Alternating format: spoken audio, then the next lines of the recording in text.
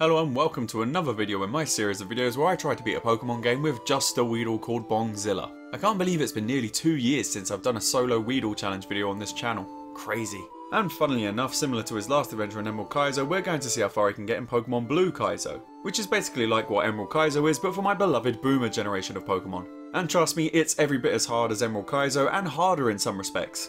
And a good way of summing this ROM hack up is, the forest is deaf. The bug trainers are deaf. The deaf is deaf. And I'm sorry, but your brother has died in a bizarre skiing accident involving a giraffe. Are you trying to tell me everybody's dead? Whoever keeps making these difficulty ROM hacks is probably frequenting the services of a dominatrix somewhere or playing a version of Russian roulette where it's just bullets in the gun. Does this ever happen to you? But yeah, as a basic summary, this game is as hard as me whenever I see a big titty golf waifu. So we really have no business seeing if we can beat this game with just a Weedle, but as you know, I'm a madman and I will do anything for a laugh. And this video is more for the curiosity of seeing how far we can really push it in this hellscape. Get down in the comments below and tell me how far you think we can get in this game with Weedle before we start, and if you're correct, you'll win a goblet I found in my pile of wires. So without further ado, let's see how far we can get in this game with just a Weedle. I'm gonna need to be drunk while I do this. I'm sober enough to know what I'm doing, and I'm drunk enough to really enjoy doing it. Pokemon Blue Kaizo starts like your average Gen 1 game, but it isn't, it's lying to you. It's an evil devil masquerading as part of your childhood. If you look here, you can see the lizard people hiding in the pixels. I'm pretty sure space aliens made this ROM hack in an attempt to drive all that play it utterly insane in the process. Space! Well anyway, after the usual professor spiel, we get to name our rival, and in the past I've usually named them something rude. And in these new mollycoddled days of YouTube, I decided to go with my biggest adversary in my adult life. Alcohol.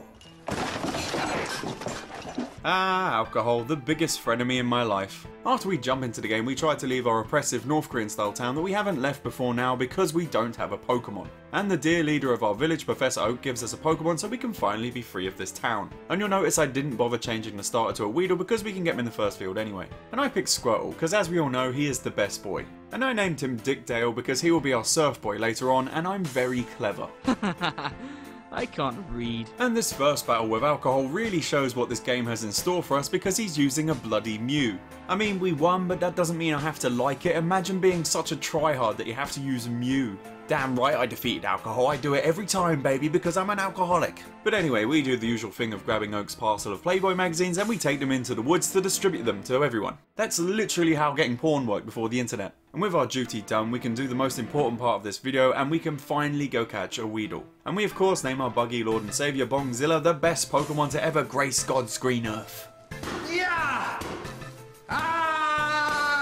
So after getting the Bug King up to about level 16, we can finally head towards his place of origin, Viridian Forest. But it was on the way to the forest that we get our first demo of how much of a troll this ROM hack is. It essentially turns simply getting to the forest a chore with a maze of grass that has a high encounter rate blocking our way. And trust me, it gets worse. Once you get inside the forest itself, it's a maze that's completely covered in wild Pokemon grass as well. I don't want to live on this planet anymore. But thankfully the grass in here doesn't have an incredibly high encounter rate, so they do show you some mercy early on. But it's still a giant maze that's annoying to backtrack through when Bongzilla gets injured. But after a bit of wandering around, we finally came across the first trainer battle of this run, a bug catcher. And he first sent out a level 6 Weedle. Good taste there. And we absolutely stomped his inferior copy into the ground. And then he sent out a Caterpie. I take back everything I just said. And we of course murder Weedle's inferior rival.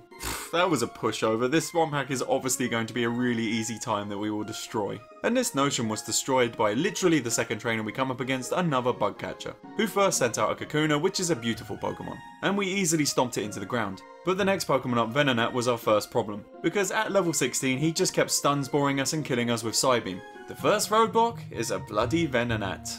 Oh boy.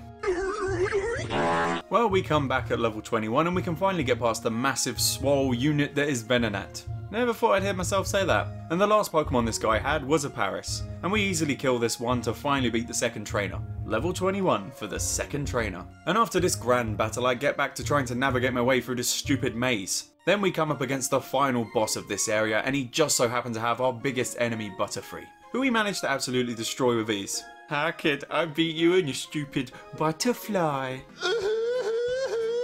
And we are finally free of the oppressive maze that was Viridian Forest. And they again, like the entrance, make you exit through a maze with a high encounter rate. Then we are in Pewter City at last, and you will notice that they've rearranged the town to make it look different. And they've done this for every area of the game, but this one is done very poorly in my opinion. Because I was wandering about for ages, wondering how the hell I was supposed to get to Brock's gym. And it turns out you have to talk to the guy stopping you from leaving, and he'll clip you through the walls to take you to Brock's gym. And I don't know why, but this just makes this ROM hack feel unfinished for whatever reason. Or maybe it's just another troll from the developer. But I do appreciate that they made Brock's gym look like an actual rock cave to make it a bit different. And once we get inside the cave, we come up against Brock's only trainer who gave us a bit of a time. The first Pokemon he has is a Diglett, and using Poison Sting at our current level, I couldn't get past it. So I went away and move wasted, and this time with struggle we were able to get past the little git. The next Pokemon he sent out was a Sandshrew. And although we did have a lot of trouble with this one, we squeaked out a win just about. Man, if that's how hard Brock's protege is, I'm honestly concerned about how this fight with Brock is gonna go.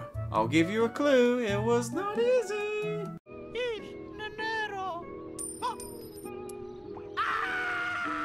Well, let's see what we're dealing with in this fight with the most swole 15-year-old ever, Brock. The first Pokemon he sends out is a Golem. A fucking Golem. Oh man, that attack did nothing. Oh, and he explodes as well. Super. Will this be the first challenge where we can't get past the first gym? After level grinding for a mental amount of time, I came back to this battle at level 36. And you know what? We can barely make a dent in his health, and when we do, he just explodes again, killing us. Fantastic!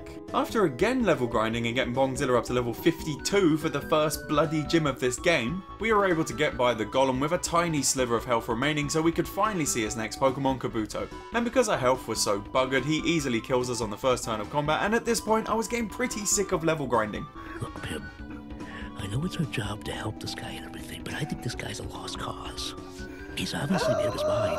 Why don't we just cut our losses and get out of here? We finally come back to battle Brock at the swole level of 69 for very obvious reasons that I do not need to go into. But this is actually the highest level I've ever had to beat the first gym of a game. I mean, I thought 65 was a lot in Emerald Kaizo. At this level we can get through with enough health to actually take down the false fossil god Kabuto. And the next Pokemon up is the true fossil god Lord Helix. Still under Bongzilla though. And at our current level we smash them with one shot. The last Pokemon Brock has up his sleeve is an Aerodactyl. And we barely managed to scrape by this Terror with 2 hit points remaining.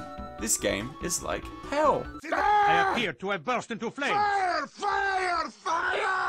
40 fucking hours just to beat the first gym. This is going to be one of those joke challenges that takes ages, isn't it? And we are finally free of Pewter City, and in the little side area east of town we are so overleveled that we get no trouble at all. But I did notice they put another annoying maze at the start of Mount Moon. Inside Mount Moon it gets even worse, because wouldn't you know, they've turned it into a giant maze as well.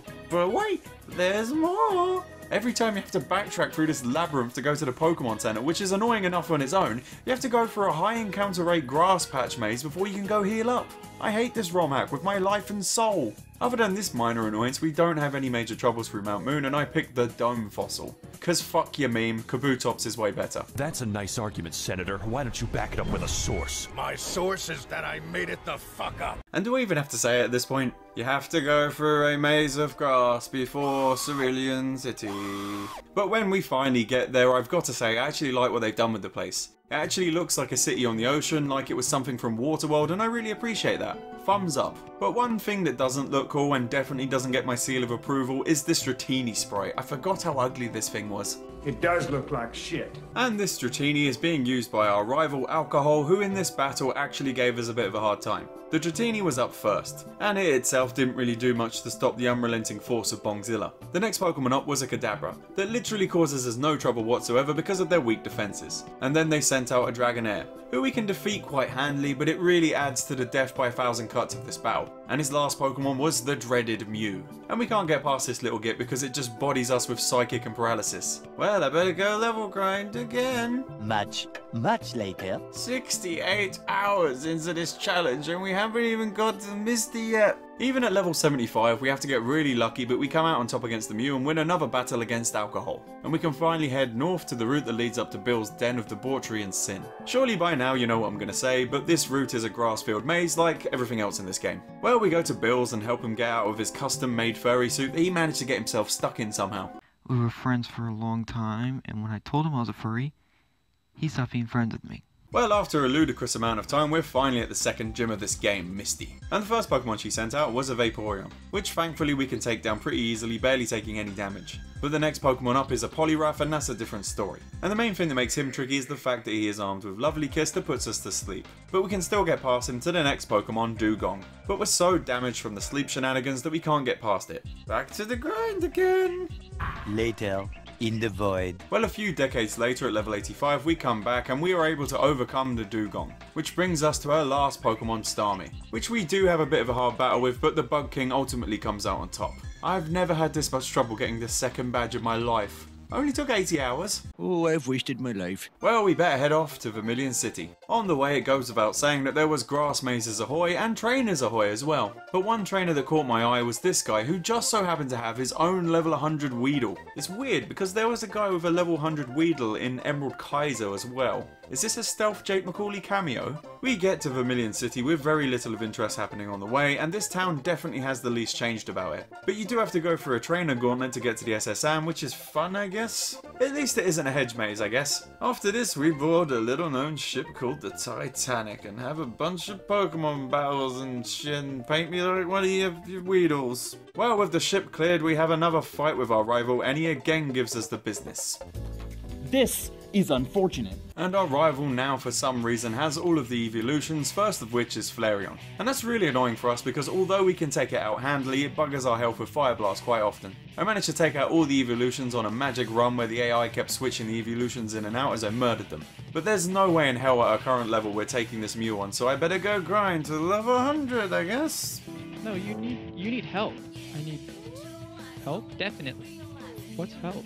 Even at level 100, I had to get a lucky crit to finish off the Mew before our rival could do some healing bollocks. Well, it's time to take on Lieutenant Thunderbolt. And the first Pokemon Guile sends out is an Electrode. And this Electrode is generally the linchpin of why this battle is so hard for us. He will always do a 1-2 punch of paralysing us, then exploding on us, which buggers up the rest of the battle. Then he'll send out a Magneton, which will pretty much always sweep up what remains of our health. I did manage to get a decent run in where I got past it, but in our current state we ain't doing much. So he then sends out the stop point of this run, which is a Porygon. Of all the Pokemon. And yeah, we're always too injured when we get to them, and we die. I've got to be honest, I thought we would at least get past Erica, but damn man, this ROM hack is the hardest I've come across for Weedle. This game got me good.